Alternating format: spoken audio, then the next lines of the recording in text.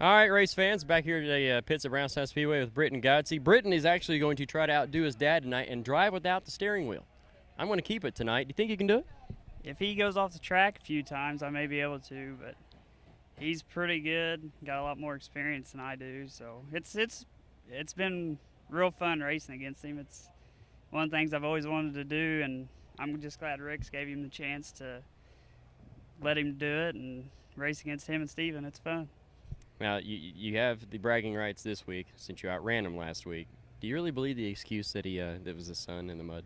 Well, I think we all had to deal with it, but it was bad. The sun was very bad and the dust. And I actually about done it going into 3 myself and about spun out, but I didn't somehow. I don't know, but Throttle control. you can say that if you want to, but I luck more than anything, but I can't brag too much if I couldn't do it without him, so I gotta just kind of keep quiet about it. Now tell us about how you got your start in racing. Well, I drove a bomber for Dad twice back in '08, and honestly, I wasn't very good. He says an Amish horse passed me at Thunder Valley one night when I was hot lapping. I was going so slow, but and I didn't race again until I think 2011. His back started hurting, and he put me in the late model, and I passed the guy with 2 to go in the Godsey, and started 20th in the feature and ended up 16th, and just kind of kept going from there. Now, another unfortunate fact about Britan Godsey is he is a Duke fan here in IU country. How do you explain that to people? And I'll say it just like I've told everybody. When I was young, they were always on TV, and I just always have watched them. And I absolutely cannot stand IU. I mean, I hate the color red, and I think that's part of the reason why. But I always have just loved Duke. Actually named my Mastiff Duke, but We're going to edit this out. no, we're not. All right, so who's going to go further this year, IU or Duke? I'm Duke, bringing in Jabari Parker and a couple other kids. IU don't have much of a coach, as much as they got a cheerleader on the sideline, and I'm an IU fan, and I have to agree with that statement. But Crean, he's a good cheerleader. But Duke, Coach K, the legacy, that's just a well-organized organization.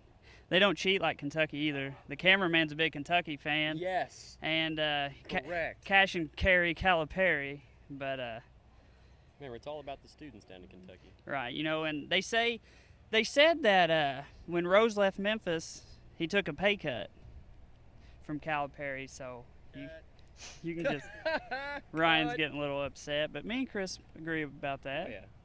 See, this is behind-the-scenes stuff that you don't get to see much on racing interviews because a lot of the guys don't get to know. What is one thing you do in your spare time when you're not racing? Golf. Really? Golf. I started golfing last year, and I always thought it was boring when I was little. I thought I hated it when I was little, but you go play it a few times, and it's pretty fun. It's something to pass the time by, and it'll make you mad real quick. But it's Snapped any clubs in 2 yet? No, I have not. I have gave a good old toss, but no club snappages yet. I am at 13 broken putters in my lifetime. You got a lot to catch up to.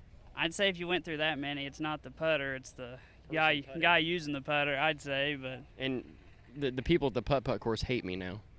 probably that's the bad thing. They don't even have any around here anymore. You got to go to French Lick, and it's too far to drive. Just play putt-putt.